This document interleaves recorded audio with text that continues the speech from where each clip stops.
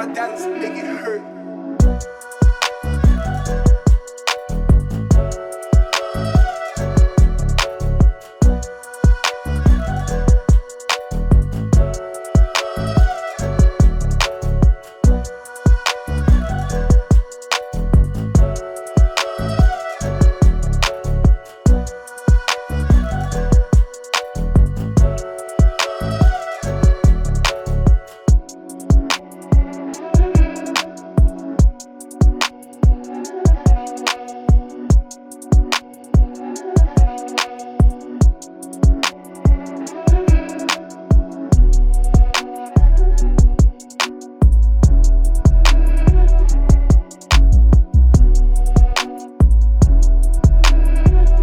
Nice to meet you, Arsalan. Nice My to name meet you is as well. Luan. It's a pleasure to be here. Same. I'm super excited. And I have 2 questions for you. Okay. But it'd be interesting for people from Brazil to know a little bit more about you and your job. So first, you can introduce yourself a little bit. Yeah. So Arsalan Tavakoli, one of the co-founders at Databricks, and I run our field engineering team. So think about all of our customer-facing, technical teams that help, connect the product to customers. Nice. So first question that I have for you would be, why did Databricks decide to be a community-driven company in the first place? So first, I think you've got to remember where Databricks came from. Databricks, all of us came out of Berkeley. For those who are familiar, Berkeley is an institution known a lot as being kind of this hippie institution, which is all about open source and kind of giving back to the community. So most of those projects are that way. And so one of the core technological innovations of the company was based on Spark, was developed pre-Databricks there, and our entire focus of how do you make it a standard was entirely how do you get developers behind it, how do you get the community behind it, how do you get them to adopt it, help them grow it. And so that mentality of seeing what happened when something was open, what happened when the community rallied around it, to basically choices weren't going to be made top down. It was going to be people deciding what to use, what made sense. And so cultivating that was critical. And so I think that was always in our DNA from the beginning, and something that we wanted to make sure that we maintained over the last 10 years and for the next 10 to 20 years as well. Yeah, that's amazing. I had the opportunity to be there. So yeah, it's an amazing environment. Super excited to see all the trophies and the winning stuff. About Spark was fantastic. A lot of companies were moving away from on-premises, leaning towards cloud computing and cloud providers, and then they're just investing tons of years by doing this movement to democratize the data from data lake, and then other companies were just choosing different, I would say, options. But then Databricks just came with this idea of data lake apps. Can you explain a little bit more about it? Yeah, look. I like how you say in retrospect it was obvious. It was not exactly always obvious, Yes. when we were It's building easy to it. say now. Yeah, there's always a little bit of luck involved in it. But look, we were, all of us were academics. That's where we are. And as an academic, you tend to be a little bit black and white, look at the situation, break it down. And, we were spending a lot of time with customers, and it was very clear. Every customer had their data warehouse where they put their structured data and they ran their reports and analytics against it. But then they had all this other data that wouldn't fit that they put on the data lake, but it was really like a data swamp. They dropped files and they spent all their time trying to clean it up. And so from an outside-in perspective, we looked at it and said, the majority of your data lands in a data lake.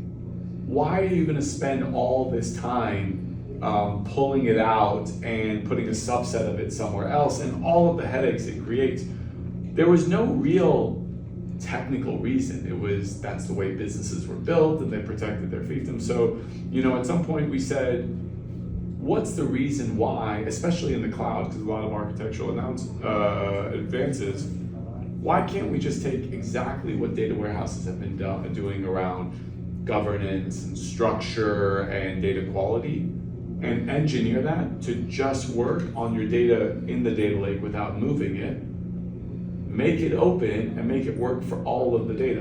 And if you were to do that, then the thing that we could see is people did not have an analytics use case or a streaming use case. They had a customer 360 use case. They had a demand forecasting use case that required them to go across all of them. So we said, you need all of the data to be accessible, even if it's not physically there, from one place, and an engine that supports those different workloads for it to work. So the core of that, you know, whenever we presented, people said no way you could do it. The core is, could you reverse engineer many of those data warehouse things to work just as well on the data lake? Once we figured out we did that, that was the start of the lake house. And as you would say, now it's obvious everybody's going that way. But back then, the idea was great. It was just, could somebody technically do it? And, you know, we were fortunate enough to be kind of one of the ones pioneering that. Yeah, it's nice because it looked obvious now, but was the best of data lake plus the best of the data warehouse together. So yeah, that's I would say the match made in heaven. We would agree. And last question would be, what are the plans for Databricks as a company in the upcoming years in South America? Because from the example, I'm just consultant for more 15 plus years. And I saw a huge adoption. You know, Databricks taken by storm, a lot of companies adopting it, a lot of customers trying to understand a little bit more. And then we had like Databricks going more to a data platform rather than Spark managed stuff. So I'm curious to see what are the plans or the upcoming things or what the future beholds in terms of the Databricks strategy on South America. Do you have something? Yeah, look, I think it's huge, right? I mean, we think of just broadly kind of, I guess it's South and Central America because we lump LATAM together as kind of one large region. Look, it's not new. We've invested significantly in you know, Brazil and LATAM for the past couple of years. Even this year, everybody's like, oh, you guys are going to start. I was like, no, we just, and you know, we put a press release out, but we've been doing a lot. Brazil, as an example by itself, will grow over 50% just this year alone, and then kind of many investments in the other areas. I think that the amazing piece that we have there is, it's an amazing market. I've talked about it. Great kind of set of data-driven companies, enterprises who are larger enterprises who are looking to harness it, a great base of folks which is kind of deeply technical, as can be you know, evidenced by the number of people who are kind of following, you know, your different posts as well, and a desire to actually embrace public cloud. That is, along with kind of a large, you know, addressable market, that's a perfect storm, and it's no secret why, you know, Databricks isn't alone. You look at kind of any of the large major, you know, hyperscalers or the like, you know, LATAM is a big area of investment just because it's a market where the needs and the desires match perfectly kind of what we think we can provide from a data platform. So, you know, I'm not only here just because I love being in Brazil and LATAM, it's because it's such a, you know, big investment area for us. So excited to see, you know, what the next 5, 10, 15 years brings here. Nice, so I'm looking forward to that too. Thank you so much for your time. Of course, very nice.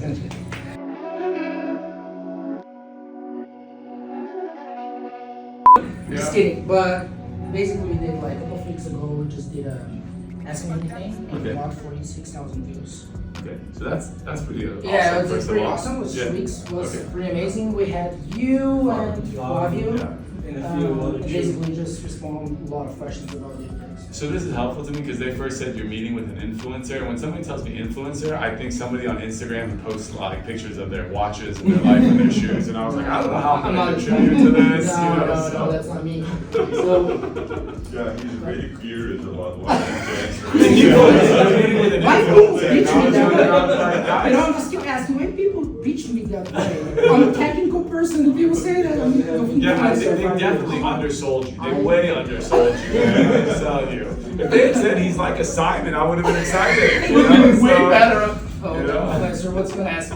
Yeah, but basically, I don't know if Catherine spoke to you, but I just put quick questions about things that maybe in South America would be interesting for people to understand a little bit. Yeah. Why Databricks decided to be a community-driven company. Second, Databricks chose to build data lake house on top of data lake, which is gigantic stuff. Yeah. So it's nice, short, easy questions, Oh, right? super smart. Yeah, just to give a little bit of info for people in South America. Okay. Okay, so first, já tá gravando?